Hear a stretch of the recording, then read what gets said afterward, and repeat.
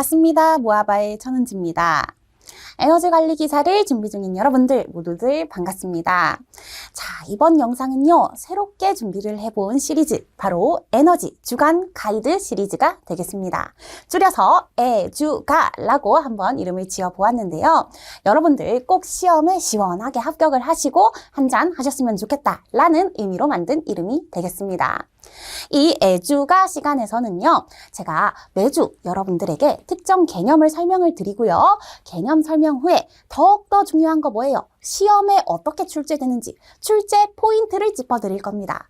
그리고 그 포인트와 관련된 연습 문제까지 한번 풀어보는 시간을 가지도록 하겠습니다. 자, 에너지 주간 가이드 첫 번째 시간의 주제는요, 원통형 보일러가 되겠습니다. 자, 바로 함께 개념 살펴보도록 할게요.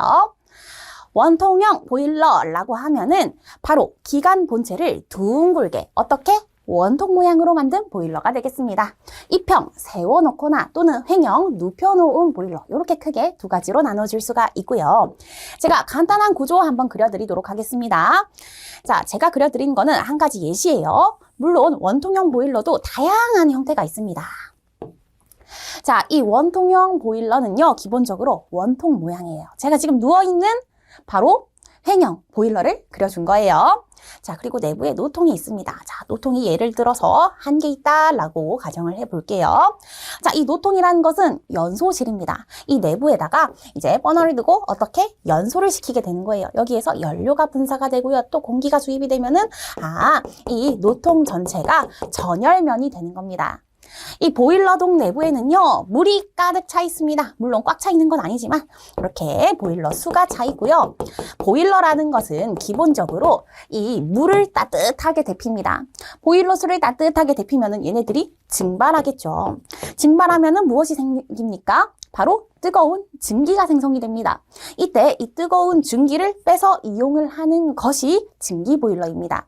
대부분은 증기 보일러이고요. 만약에 이 뜨거운 온수를 그대로 쓴다 하면은 온수 보일러가 되는 것입니다. 자, 보일러 중에서도 원통형 보일러 간단하게 구조 한번 그려봤고요. 자, 원통형 보일러의 장점과 단점 보도록 하겠습니다. 구조가 간단합니다. 제가 방금 전에 정말 간단하게 그려드렸죠? 구조가 간단하게 생겼다.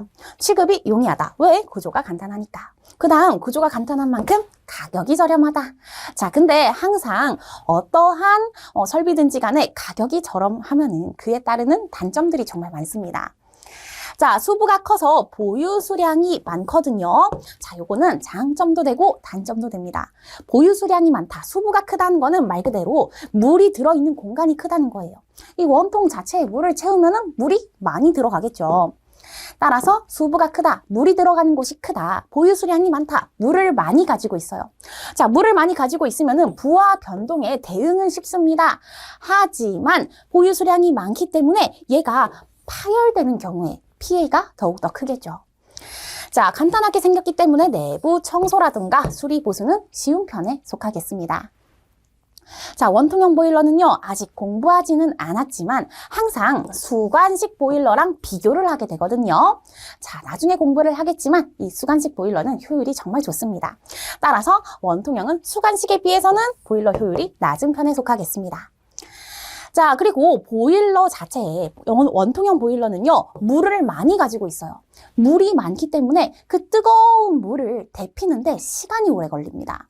자, 애초에 여기에는 제가 노통을 하나 그리기는 했지만 뒤에서 공부를 하게 될 수관식 보일러는요, 전열 면적이 정말 넓습니다. 하지만 얘는 지금 하나밖에 없죠. 여기밖에 없습니다. 따라서 많은 양의 물을 데펴야 되는데 그에 반해서 전열 면적, 열이 전달되는 면적은 적으니까 얘는 시간이 오래 걸려요. 증기가 생기는 데까지 소요 시간이 오래 걸린다. 자, 또 내분식 보일러의 경우, 내분식 보일러라는 거는 노통이 보일러의 안쪽에 있는 거예요. 연소실이 보일러 안에 있다. 이때 동의 크기의 연소실의 크기가 제한을 받아요. 연소실을 크게 만들 수가 없습니다. 연소실을 작게 만들게 되면은 내부에서 연소가 진행됨에 있어서 연료랑 공기가 섞이는데 어려움이 있겠죠. 자, 그리고 전열 면적도 작아지고요. 이러한 장단점이 있다. 자, 이렇게 해서 이번 시간은 마무리하도록 하겠습니다. 더 많고 자세한 이론 강의는요, 모아바 사이트에서 만나보실 수가 있겠습니다. 모아바 사이트에는요, 최신 보건 문제도 업로드가 되고 있습니다. 자, 이번 시간에 공부한 내용은요, 정말 중요한 내용이기 때문에 여러분들 모두 머릿속에 쏙 넣어주시면 되겠습니다. 수고 많으셨습니다.